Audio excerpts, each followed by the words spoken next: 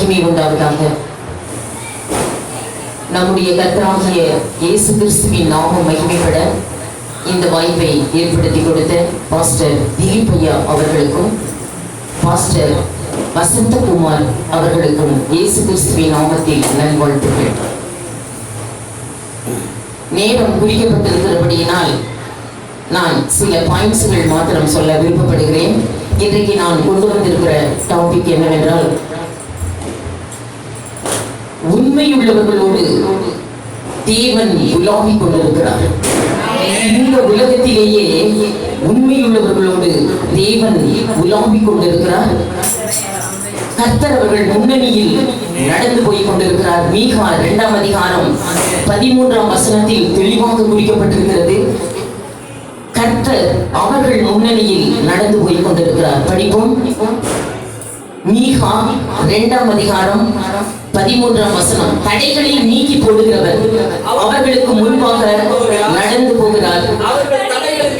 அவர்கள் தடைகளை நீக்கி வாசலால் உட்பிரவேசித்து கடந்து போவார்கள். அவர்கள் ராஜா அவர்களுக்கு முன்பாக நடந்து போவார். கர்த்தர் அவர்கள் முன்னணியில் நடந்து போகிறார். கர்த்தர் அவர்கள் முன்னணியில் நடந்து போய் கொண்டிருக்கிறார். எவ்வளவு தெளிவாக குறிக்கப்பட்டிருக்கிறது பாருங்கள். சாத்தான் என்ற பெயருக்கு அர்த்தம் இருக்கிறது. இந்த உலகத்திலே இயேசு என்ற பெயருக்கும் அர்த்தம் இருக்கிறது. இன்றைக்கு யாரிடம் தேவன் உலாவிக் கொண்டிருக்கிறார் என்றால், உண்மையுள்ளவர்களோடு. எதில் உண்மை? உலக பொருளில் உண்மையாயிருங்கள் என்றார் இயேசு. லூக்கா 16ஆம் அதிகாரம் 11ஆம் வசனத்தில் உலக பொருளில், பணத்தில் நீங்கள் உண்மையாயிருங்கள், அப்பொழுது தேவன் இந்த உலகத்திலேயே உலாவிக் கொண்டிருக்கிறார் நம்மளோடு. படியுங்கள். பணத்தில் உண்மையாயிருங்கள், உலக பொருளில் உண்மையாயிருங்கள் என்றார் இயேசு. படியுங்கள். லூக்கா 16:11.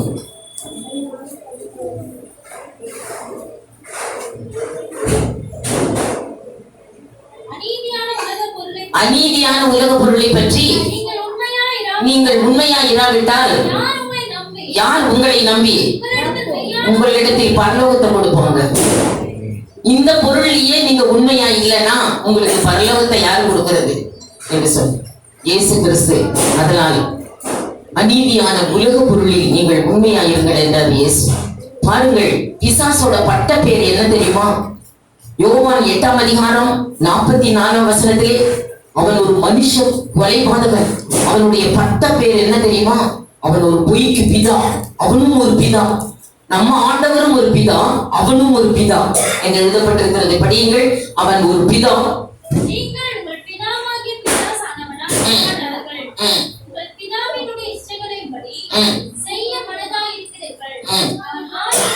அவன் ஆதி முதற் கொண்டு மனுஷ கொலைபாதகன். ஃபர்ஸ்ட். இரண்டாவது,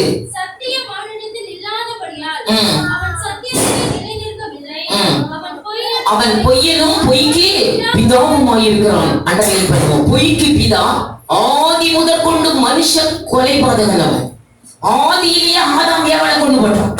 அன்னையிலிருந்து இன்னைக்கு வரை மனுஷனை கொலை பண்றதுதான் அவனுடைய பிரதான வேலை. ஆதி முதற் கொண்டு அவன் மனுஷ கொலைபாதகன். இந்த கொலைபாதகன். இரண்டாவது, அவன் பொய்க்கு பிதா.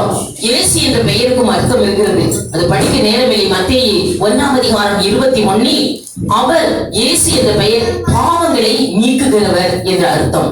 இரண்டாவது, மத்தேயு 1:23 தேவன் அவருக்கு இம்மானுவேல் என்று பெயரிடுங்கள். இம்மானுவேல் என்பதற்கு தேவன் நம்மோடு இப்பொழுது இருக்கிறார் என்று அர்த்தமாம் என்று. இயேசு என்ற பெயருக்கும் அர்த்தம் இருக்கிறது. அவருக்கு இம்மானுவேல் என்று பெயரிடுங்கள். இம்மானுவேல் என்பதற்கு தேவன் நம்மோடு இருக்கிறார் என்று அர்த்தம். சாத்தான் பொய்யனும் பொய்க்கு பிதா என்று சொல்லப்பட்டது. பாருங்கள், ஆண்டவர் சொன்னார், ஒரு மரத்தின் கனியை பார்த்து இதை புசிக்கும் நாளில் நீ சாகவே சாவாய் என்று சொல்லுகிறார். சாகவே சாவாய். ஆதியாகமம் 2ஆம் அதிகாரம் 17. மனுஷனை பார்த்து சொன்னார், இந்த தொட்டு சொல்றார், இந்த மரத்தின் கனியை நீ புசிக்கும் போது சாகவே சாவாய். ஆனா பிசாசு வந்து சொல்லுது அதே ஏவாள் கிட்ட, இந்த மரத்தின் கனியை புசித்தால் நீ சாகவே சாவதில்லை. ஆப்போசிட். பொய்க்கு பிதா. படியுங்கள். 1ஆம் அதே அவன் சொல்லுகிறதை பாருங்கள். ஆதியாகமம் 2ஆம் அதிகாரம் 17. கனியை புசிக்க வேண்டாம், அதை புசிக்கும் நாளில் சாகவே சாவாயின்னு ஆண்டவர் சொல்லிட்டார். அண்டர்லைன் பண்ணுவோம். அதே 3ஆம் அதிகாரம் 4ஆம் வசனத்தில் இந்த மனுஷன் கொலைபாதகன் வந்து என்னன்னு சொல்றான், நீ இதை புசிக்கும் நாளில் சாகவே சாவதில்லை. ஆப்போசிட் பார்ட்டி அவன். படியுங்கள் 3:4. நீங்கள் சாகவே ஸ்திரீயை நோக்கி நீங்கள் சாகவே அண்டர்லைன் பண்ணுங்க. நீங்க சாகவே இன்னுங்க நல்லா சாகவே சாவதில்லை என்று சொல்லுகிறது. பாருங்கள், அவன் ஒரு பொய்க்கு பிதா. 6 காரியங்களை கர்த்தர் வெறுத்து கொண்டிருக்கிறார் என்று டோட்டலா பைபிளையே ஷார்ட்டா சுருக்கி போடப்பட்டிருக்கிறது. நீதிமொழிகள் 6ஆம் அதிகாரம் 16-17 6 காரியங்களை கர்த்தர் வெறுத்து கொண்டிருக்கிறார். அதுல ஒண்ணு மட்டும்தான் நான் உங்களுக்கு சொல்ற டைம் இருக்கு. பொய் நாவு என்று சொல்லப்பட்டிருக்கிறது. 6 காரியம் கர்த்தர் வெறுக்கிற காரியங்கள். பொய் நாவு படியுங்கள். 6 காரியங்களை கர்த்தர் வெறுக்கிறார். 7 அவருக்கு அருவருப்பு. அவையாவன பொய் நாவு. பொய் பேசிக் கொண்டிருந்தால் அதை தேவன் அருவருக்கிறார். அந்த நாவு என்று சொல். பொய் நாவினால் என்ன செய்யக்கூடாது? பொருளை தேடக்கூடாது என்றார் இயேசு. ஸ்திரீகள், பெரும்பாலும் ஸ்திரீகள் என்ன செய்யறாங்க? தொட்டதுக்கெல்லாம் பொய் பேசுறாங்க. அதனால ஆண்டவர் என்ன சொல்றாரு, ஸ்திரீகள் மாத்திரம் பர்டிகுலரா போட்டிருக்கு. என்னன்னு, ஸ்திரீகள் எப்படி இருக்க வேண்டும் என்று சொல்லி 1 தீமோத்தேயு 3ஆம் அதிகாரம் 11ஆம் வசனத்தில் எல்லாவற்றிலும் ஸ்திரீகள் உண்மையாய் இருக்க வேண்டும் என்று சொல்லப்பட்டிருக்கிறது. ஸ்திரீகள் எல்லாவற்றிலும் உண்மையாய் இருந்தால் தேவன் அவர்களோடு உலாவிக் கொண்டிருக்கிறார். படியுங்கள், எல்லாவற்றிலும் உண்மையாய் இருக்க வேண்டும். படியுங்கள், ஸ்திரீகள் கூப்பிட்டு சொல்லுகிறார். 3:11. அந்தபடியே ஸ்திரீகளும் ஒழுக்கமுள்ளவர்களும் அவதூறு பண்ணாதவர்களும் தெளிந்த புத்தி உள்ளவர்களும் எல்லாவற்றிலும் உண்மையாய் இருக்க வேண்டும். ஸ்திரீகள் எல்லாவற்றிலும் உண்மையாய் இருக்க வேண்டும். ஆனா ஸ்திரீகளுக்கு மட்டும் இல்லை, எல்லாருமே உண்மையாய் இருக்க வேண்டும் என்று வெளிப்படுத்தின விசேஷம் 2ஆம் அதிகாரம் 10ஆம் வசனத்தில் மரண வரையும் உண்மையா இருக்கணுமாமா. அவர் அப்பொழுதுதான் ஜீவனுக்கு இடம் கொடுப்பாங்க. அப்பதான் ஜீவனுக்குள்ள நமக்கு பிரவேசிப்போமா. இடையில மாறிட்டோம்னா இப்போ உண்மையா இருப்ப, அப்ப கொஞ்ச நாள் கழிச்சு ஒரு 10 வருஷம் கழிச்சு போய் பேசி உனக்கு ஜீவன் கிடைக்காது. சாகும் வரை உண்மையா இருக்கணுமா. வாழ்க்கை முடிவுலதான் சம்பளம் கொடுப்பாரு ஆண்டவர். எல்லாருக்கும் சம்பளம் எப்ப கிடைக்கும்? 30 நாள் வேலை செஞ்ச பிறகு 1 மாசத்துக்கு முடிவுலதான் சம்பளம் கிடைக்கும். ஆனா ஆண்டவரே இடையில சம்பளம் கொடுக்கிறவரே இல்லை. உன் வாழ்க்கை முடிவு அப்பொழுது மரணத்துலதான் உன்னுடைய உண்மையை பார்த்து உனக்கு சம்பளம் கொடுப்பார். வாழ்க்கை முடிவுலதான் உனக்கு சம்பளம். ஜீவன் படியுங்கள். வெளிப்படுத்தின விசேஷம் 2ஆம் அதிகாரம் 10ஆம் வசனம்.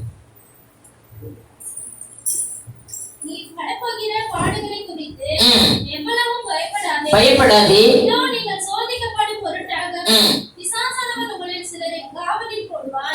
10 நாள் உபத்திரவப்படுவீர்கள். ஆகிலும் நீ மரண பரியந்தம் உண்மையாயிரு, அப்பொழுது உனக்கு ஜீவ கிரீடத்தை கொடுப்பேன். இடையில உனக்கு சம்பளமே கிடையாது, உனக்கு ஜீவியம் கொடுக்கவே மாட்டேன். நீ சாகும் வரை உண்மையா இருக்கணும், அப்பொழுது உனக்கு ஜீவ கிரீடத்தை நான் உனக்கு கொடுப்பேன் என்கிறார். வாழ்க்கை முடிவில் தான் அவர் கொடுக்கிறார். இந்த பொய்யின் ஆவி பெரும்பாலும், நான் சொல்லுகிறேன், இந்த மனுஷ கொலைபாதக ஆவி பெரும்பாலும் ஆண்களுக்குள் புகும் ஆவி. இந்த மனுஷ கொலைபாதகன் ஆதி முதற்கொண்டு அவன் மனுஷ கொலைபாதகன். இது பெரும்பாலும் ஆண்களுக்குள் புகும் ஆவி என்று நான் சொல்லுகிறேன். எப்படின்னு கேட்டா, பொய் பேசி மடிந்த முதல் ராஜா யாரு தெரியுமா? சவுல் ராஜா. இந்த பைபிள் ஹிஸ்டரியிலேயே சவுல் ராஜா மிக பெரிய ராஜா. இஸ்ரவேல் ஜனங்களை ஆண்ட முதல் ராஜா. 40 வருஷம் எருசலேம் தேசத்தை அரசாண்ட மிக பெரிய ராஜா. பாருங்கள், தாவீது 40 வருஷம், சாலமோன் 40 வருஷம், இந்த சவுல் ராஜா 40 வருஷம். இந்த ராஜாவை தேவன் ராஜாவாக்குன நோக்கம் என்ன தெரியுமா? அமலேக்குங்கிற ஒரு ஜாதியை நீ அழித்து போட வேண்டும். அவர்கள் என்ன ஏனென்றால் அந்த அமலேக்குங்கிற ஜாதி இஸ்ரவேல் ஜனங்கள் அந்த வனாந்தரத்துல வரும் பொழுது, தங்களுடைய எகிப்து தேசத்திலிருந்து வரும் பொழுது வனாந்தரத்துல உங்க தேசத்து வழியா நான் கடந்து போகட்டுமா அப்படின்னு கேட்டதுக்கு, முடியாது, எங்க தேசத்து வழியா நீ கடந்து போக கூடாது. சரி, குடிக்கிறதுக்கு தண்ணியாவது குடிக்கிறியா? பேசாம நாங்க கடந்து போயிடுறோம், உங்க தேசத்துல எதையும் தொட மாட்டாங்க, தண்ணி கூட நீ குடிக்க கூடாது, தண்ணி கூட என் தேசத்துல என்ன செய்யும், பேசாம நடந்து போனா தண்ணி கூட கொடுக்க மாட்டேன் அப்படின்னு.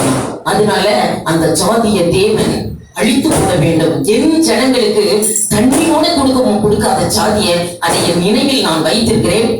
அதனால அந்த அமலேக்குங்கிற சாதியை முற்றிலும் அழித்து போட வேண்டும். அதற்காகத்தான் உன்னை ராஜாவாக அபிஷேகம் பண்ணினேன் என்று சொல்லி அவனை அபிஷேகம் பண்ணினாராம். அவனை அபிஷேகம் பண்ணின நோக்கத்தை பாருங்கள். 1 சாமுவேல் 15ஆம் அதிகாரம் 1ஆம் வசனத்தில் அது குறிக்கப்பட்டிருக்கிறது. அமலேக்குங்கிற சாதியை டோட்டலா நீ அழித்து போடணும். அவங்களுடைய ஆடுகள் மாடுகள் ஒன்றையும் உயிரோட வைக்க கூடாது. அதுக்குதான் உன்னை ராஜாவாக்கினேன் என்கிறார். படிங்கள் 15:1. சவுலை ராஜாவாக்கின நோக்கம். பின்பு சாமுவேல் சவுலை நோக்கி, இஸ்ரவேலராகிய தம்முடைய ஜனங்கள் மேல் உம்மை ராஜாவாக அபிஷேகம் பண்ணுகிறதற்கு 3ஆம் வசனம். எதற்காக ராஜாவாக? இப்போதும் நீ போய் அமலேக்குங்கிற ஜாதியை மடகடித்து அவனுக்கு உண்டான எதை கொள்ளணும்? எல்லாவற்றையும் கொண்டு போடும். அவன் மேல் நீ இரக்கம் வைக்க கூடாது. புருஷர்களையும் ஸ்திரீகளையும் பிள்ளைகளையும் குழந்தைகளையும் ஆடுகளையும் மாடுகளையும் ஒட்டகங்களையும் கழுதைகளையும் அவனுக்கு உண்டான எல்லாவற்றையும் என்ன செய்து கொன்று போடு என்றவை. அதற்குதான் உன்னை ராஜாவாக அபிஷேகம் பண்ணினேன் என்று சொல்லி சவுலை ராஜாவாக்கினார் என்று சொல்லப்பட்டிருக்கிறது. சவுல் சாதாரணமானவன் அல்ல, பயங்கரம். 1 சாமுவேல் 9ஆம் அதிகாரம் 2ஆம் வசனத்தில் அவன் சௌந்தரியம் உள்ளவன் என்றும் எல்லா ஜனத்தை விட உயரமானவன் என்றும், 2 சாமுவேல் 1ஆம் அதிகாரம் 23ஆம் வசனத்தில் பைபிள் ஹிஸ்டரியில கழுகை விட வேகம் உள்ளவனும் சிங்கத்தை விட பலம் உள்ளவனாம். இந்த பைபிள் ஹிஸ்டரியில சிங்கத்தை கையில் கிழித்தவன் சிம்சோன். ஆனா சிங்கத்தை விட ஒரு மனிதன் பலமுள்ளவன் இருந்தானே தான் அவன் தான் சவுல் ராஜா. படிங்கள், சிங்கத்தை விட பலமுள்ளவன். 1 Samuel 2 Samuel 1:23. Swifter than eagle, they were stronger than lion என்று சொல்லப்படும். ஒரு மனுஷன் சிங்கத்தை விட பலமுள்ளவனாக இருந்தானா. படிங்கள், சிங்கத்தை விட பலமுள்ளவனாய் இருந்தாலும் சரி, இந்த பொய்யின் ஆவி புகுந்தால் அவனை அழித்து விடும், அவனை கொன்று போடும். அவன் குடல் சரிந்து செத்தான் என்று எழுதப்பட்டது. படியுங்கள், அவன் எப்பேற்பட்டவனாமா உயிரோடு இருக்கையில். 2 சாமுவேல் 1:23. உயிரோடு இருக்கையில் சவுலும் யோனத்தானும் கழுகை விட வேகமும் சிங்கத்தை விட பலமுள்ளவர்களாய் இருந்தார்கள் என்று சொல்லப்பட்டிருக்கிறது. பலமுள்ளவனை கூட உயிரோடு இருக்கையில்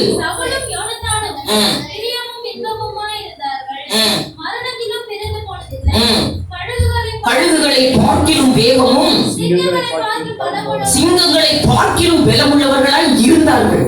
எப்பேற்பட்டவன் பொய் பேசிட்டா எப்பேற்பட்டவனையும் அழிக்கும் பயங்கரமான ஆவி பொய்யின் ஆவி. அந்த ஆவி உள்ள புகுந்துச்சுன்னா ஒரு சாப்டர் க்ளோஸ். அவ்வளவுதான். பொய்யின் ஆவி புகுந்து பலமுள்ளவனை அழிக்கும் பயங்கரமான ஆவி. அவன் பொய்யினும் பொய்க்கு பிதாவுமாய் இருக்கிறான் என்று சொல்லும். இந்த பிதா புகுந்தால் உன் சாப்டர் க்ளோஸ் என்று சொல்லப்பட்டிருக்கிறது. அமலேக்குங்கிற ஜாதியை அழித்து போடு என்று சொன்ன உடனே இவன் சரி அப்படியே நான் அழித்து போடுகிறேன்னு போனா அங்க ராஜாவை பார்த்தா ரொம்ப அழகா இருக்கிறான். அப்படியே ராஜாக்கள் எப்படி இருப்பாங்க, உடனே ஐயோ இவன் அழிக்கிறதுக்கு ராஜாவை தான் முதல் கொள்ளணும். அங்க பார்த்தோம்னா ராஜா ரொம்ப அழகா இருக்கிறான்.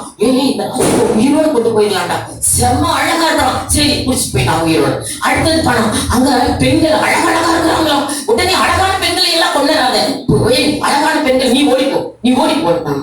ஆனா அசிங்கமா கிளவி ஏதாவது ஒரு அருவருப்பான் இவள் வெட்டு ஒட்டு அசிங்கமானதை எல்லாம் கொண்டுட்டு அழகான பெண்களை எல்லாம் தப்ப விட்டுட்டு ராஜாவை உயிரோடு பிடித்தான். பாருங்கள் அவன் செய்ததை பாருங்கள். 1 சாமுவேல் 15ஆம் அதிகாரம் 8ஆம் வசனம். ராஜாவை முதல் வெட்டணும். ராஜாவை உயிரோடு பிடித்தான்.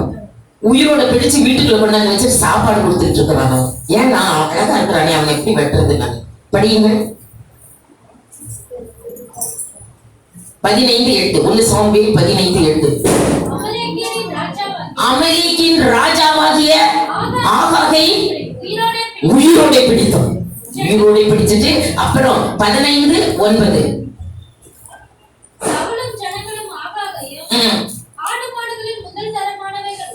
முதல் தரமானவைகளை எல்லாம் இரண்டாம் தரமானவைகளை எல்லாம் நலமான எல்லாவற்றையும் அழித்து போட மனதில்லாமல் தப்ப விட்டுட்டா ஓடிப்போம். அழகா ஒரு பொம்பளை தான் ஓடிப்போம். அழகான ஒரு ஆடு இருந்துச்சுன்னா எடுத்து ஓடும். அற்பமானத எதை கொண்டாம பாருங்க, அற்பமானத சகல வஸ்துக்களையும் முற்றிலும் முற்றிலும் அழித்து போட்டான். கிழமை கிழவி கால் நொண்டி கை நொண்டி வியாதி பிடிச்சது அதுல எல்லாம் முற்றிலும் அழித்து போட்டு நலமானதை எல்லாம் தப்ப விட்டவன் என்று எழுதி. உடனே சாமுவேல் வர்றார். நீ கர்த்தருடைய வார்த்தையை நிறைவேற்றினாயா என்று கேட்டால் ஆமா நான் நிறைவேற்றலன்னு சொல்லணும். அதுதான உண்மை. ஏன்னா ராஜா உயிரோட உள்ள இருக்கிறாரு, அவருக்கு சாப்பாடு போயிட்டே இருக்குது 3 வேளையும். நலமான ஆடு மாடுகள் எல்லாம் உள்ள கத்துது, என்னத்துக்கு தூக்கிட்டு வந்த அப்படின்னு. இவருக்கு கண்ணு தெரியாது, சாமுவேல் அபிஷேகம் பண்ணி இவருக்கு கண்ணு தெரியாது. அவர் அந்த காலத்து தீர்க்கதரிசி. அவர் நேரம் வந்தார். நீ அமலேக்குங்கிற ஜாதியை முற்றிலும் அழித்து போட்டாயா என்று கேட்டார். கேட்டதுக்கு இவன் சொல்லியிருக்கணும் என்னன்னு, அழித்து போடவில்லை அப்படின்னு சொல்லியிருக்கணும். அதுக்கு பதிலா அழித்து போட்டேன்னு போய் சொன்னானா. இந்த பொய்யின் ஆவி எப்பேற்பட்டது தெரியுமா? அந்த பிசாசு வெளியில தான் நின்னுட்டு இருக்கும், வெளியில தான் நிற்கும், உனக்குள்ள போகாது. என்னைக்கு நீ பொய் பேசுவியான்னு சான்ஸ் பார்த்துக்கிட்டே இருக்கும். பொய் பேசிட்டீங்கன்னா உள்ள போகுதுடும், அது வரைக்கும் வெளியாது. இவன் அழித்து போடலன்னு சொல்லியிருந்தா அது போயிருக்கும். அந்த பொய்யின் ஆவி அழித்து போட்டேன்னா உள்ளே புகுந்துருச்சு, உடனே உள்ள புகுந்துருச்சு. படியுங்கள் 15:11. நீ நிறைவேற்றினாயா என்று கேட்கிறார். அதற்கு அவன் நிறைவேற்றவில்லை என்று சொல்லப்பட்டிருக்கு. 11:15-11. நான் சவுலை ராஜாவாக்கினது எனக்கு மனஸ்தாபமா கர்த்தர் சொல்றாரு, அது எனக்கு மனஸ்தாபமா இருக்கிறது. அவனை விட்டு திரும்பி என் வார்த்தைகளை நிறைவேற்றாமல் போனான் என்று. 13ஆம் வசனம். நீ நிறைவேற்றினாயா என்று சாமுவேல் சவுலினிடத்தில் போனான். சவுல் அவனை நோக்கி நீ கர்த்தரால் ஆசீர்வதிக்கப்பட்டவன், கர்த்தருடைய வார்த்தையை நிறைவேற்றினேன் என்றார். கர்த்தருடைய வார்த்தையை நிறைவேற்றினேன் அப்படின்னு சொன்ன உடனே அப்ப இங்க உள்ள உடனே ஒரு பொய்யின் ஆவி புகுந்துருச்சு அவனுக்குள்ள.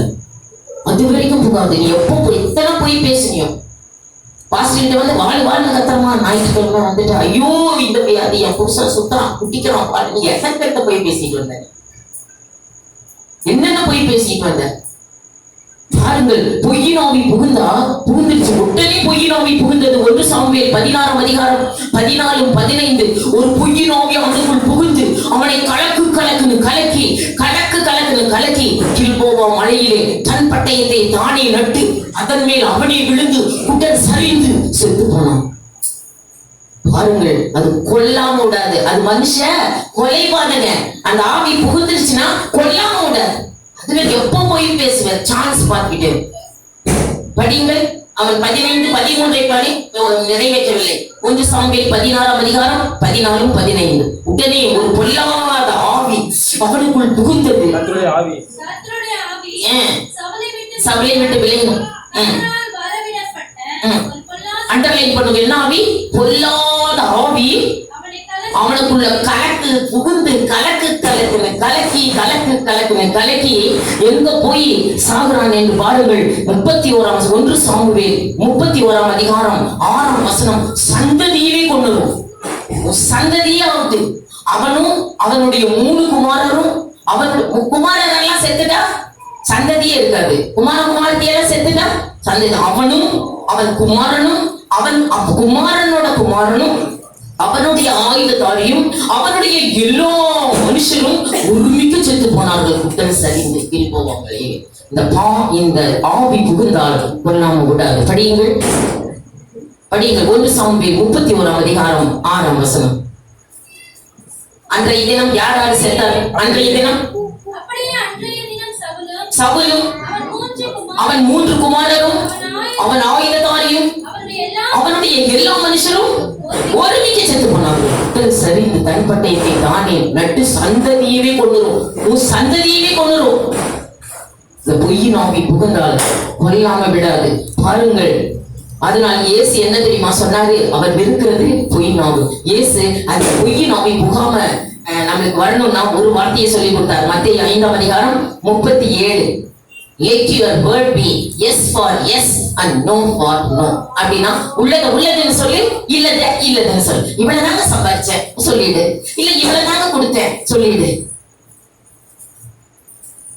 உள்ளதுன்னு சொல்லி இல்லது இதுக்கு மிஞ்சி நான் பாத்துக்கிறேன். அதுக்கு மேல அந்த ஆவி போகாது. நீ உள்ளதுன்னு சொல்லு, இல்ல அவ்வளவுதான். இயேசு நமக்கு கற்றுக் கொடுத்த பாடம். படி, உள்ளதை என்றும் இல்லதை என்று சொல்லுங்கள். இதற்கு மிஞ்சினது தீமையானால் நான் பார்த்துக் கொள்ளுகிறேன் என்று சொல். இதுதான் இயேசு நமக்கு கற்றுக் கொடுத்தது பொய்யின் ஆவி. பொய் பேசுகிற சங்கீதம் 5ஆம் அதிகாரம் 6ஆம் வசனம், அவர்கள் யாரானாலும் சரி பொய் பேசுகிறவர்களை அழிப்பேன் என்று வேதம் சொல்லுது. பொய் பேசுகிறவர்களை அழிப்பேன். பொய்யை நடப்பிக்கிற சங்கீதம் 5:6, பொய்யை நடப்பிக்கிற ஒன்றும் தேவனுடைய ராஜ்யத்துக்குள் பிரவேசிப்பது இல்லை என்று வெளிப்படுத்தும் விசேஷம் 21:27. அவர்கள் நியாய தீர்ப்புக்கு கூட போக மாட்டாங்களா பொய் பேசுறவங்க, நேரா அக்கினி கடவும். நியாய தீர்ப்புல போனா கூட தப்பிக்கிறதுக்கு வாய்ப்பு இருக்குது, ஜட்ஜ்மெண்ட் போனா. ஆனா பொய் பேசுறவங்க நியாய தீர்ப்பே கிடையாது, நேராக்கினி கடல் என்று வெளிப்படுத்தும் விசேஷம் 21ஆம் அதிகாரம் 8ஆம் வசனத்தில் குறிக்கப்பட்டிருக்கிறது. படிப்போம்.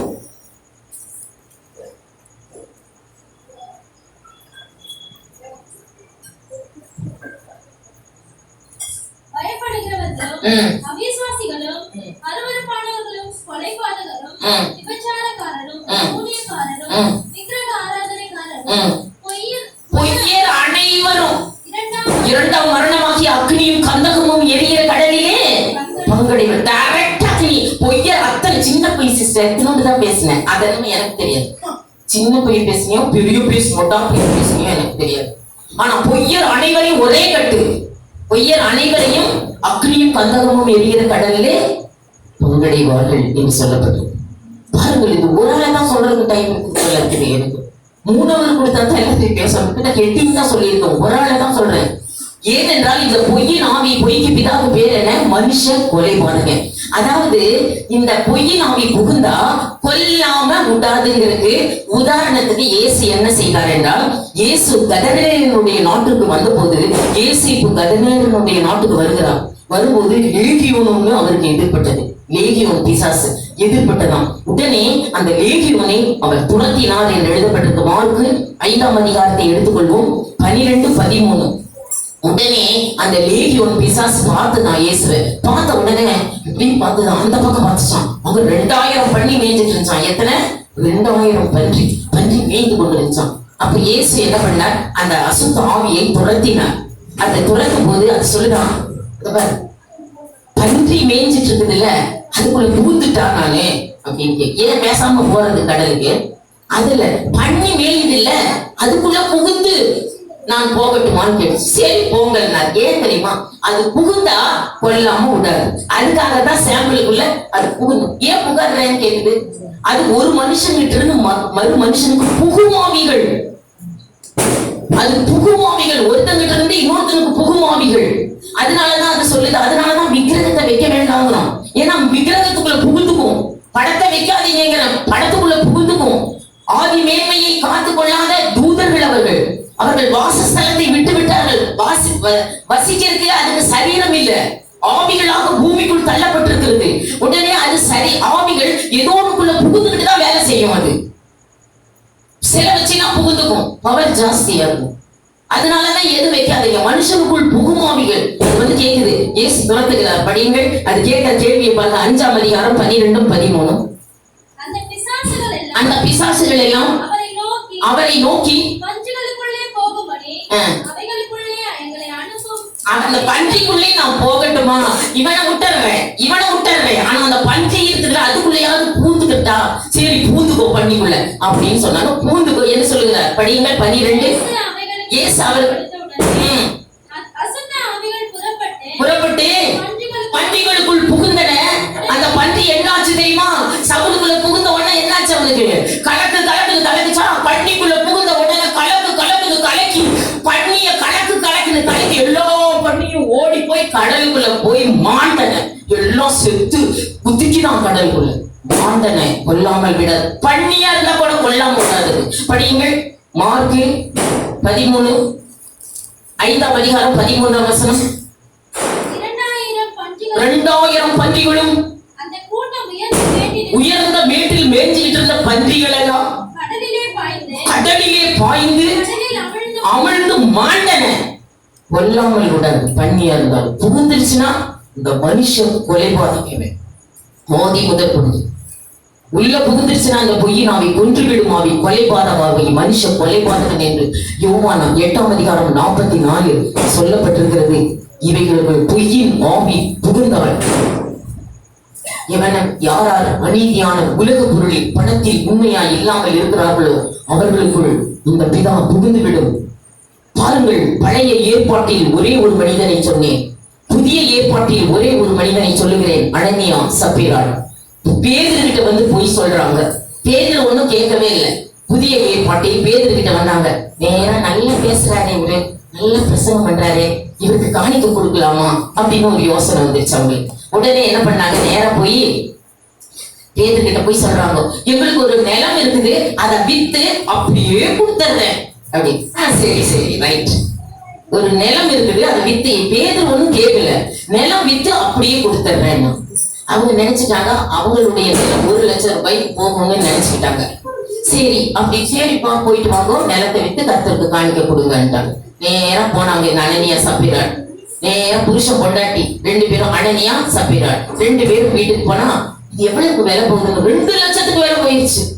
1 லட்சத்துக்கு தான் போகணும்னு பார்த்தா 2 லட்சம் ரூபாய்னாங்க. உடனே அவங்க 2 பேரும், ஐயோ 1 லட்சம் 2 லட்சத்துக்கு போயிடுச்சு, 1 லட்சத்துக்கு தானே போகணும்னு நினைச்சோம், இது என்னடா 2 லட்சம், 1 லட்சத்தை உள்ள வச்சுக்கலாம், அவருக்கு என்ன தெரிய போகுது, 1 லட்சத்தை போய் கொடுத்துடலாம் அப்படின்னு நேரா வந்தாங்களாம்.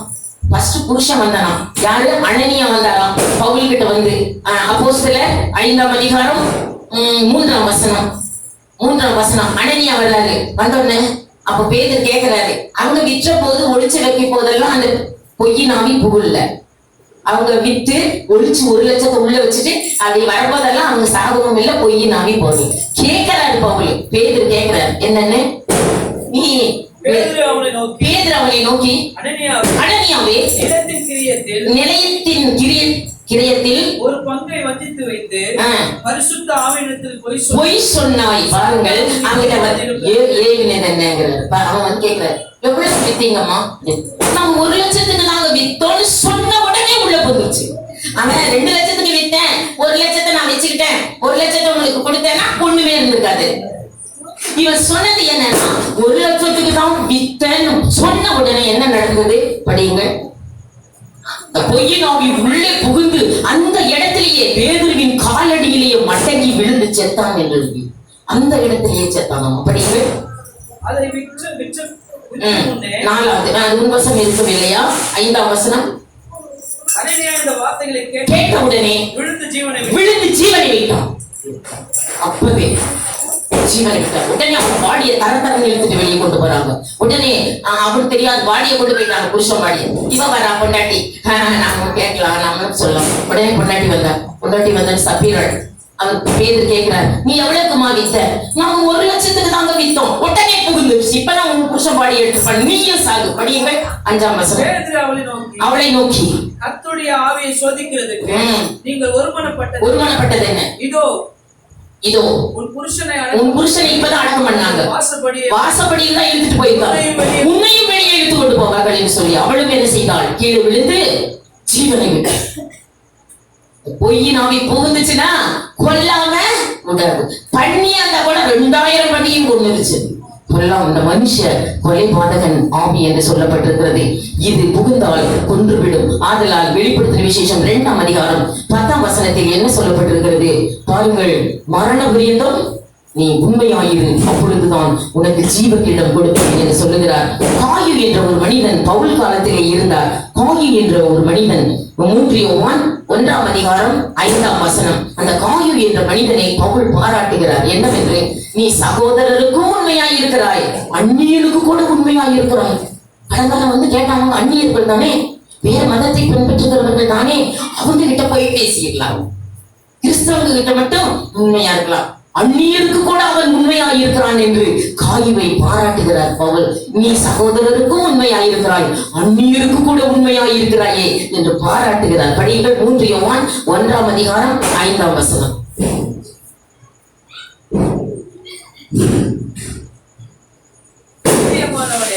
பிரியமானவனே, நீ சகோதரருக்கும் அந்நியருக்கும் அந்நியருக்கும் செய்கிற யாவற்றிலும் உண்மையாய் செய்கிறாய் என்று பாராட்டுகிறார். நீ கிறிஸ்தவர்களுக்கு மட்டும், உன் சுய குடும்பத்துக்கு மட்டும் நீ உண்மையா இருக்கிற, சிலர் அந்நியருக்கு கூட உண்மையா இருக்கிறீங்க, கரெக்டா இருக்கிறீங்க என்று பாராட்டுகிறார் பவுல். உண்மையுள்ளவனை கர்த்தர் தற்காக்கிறார். உண்மையுள்ளவனை கர்த்தர் தற்காக்கிறார். பாருங்க, இடையில அத்தனை விட்டுட்டு 2 இன்சிடென்டை சொல்ல கடைசிக்கு வந்துட்டேன் நான். ரெண்டு இன்சி டைம் ஆயிடுச்சு, எனக்கு கொடுக்கப்பட்ட டைம். கடைசி இன்சிடென்ட்டை மாத்திரம் நான் சொல்லி நான் முடிக்கிறேன். ஏனென்றால் டைம், கொடுக்கப்பட்ட டைம்.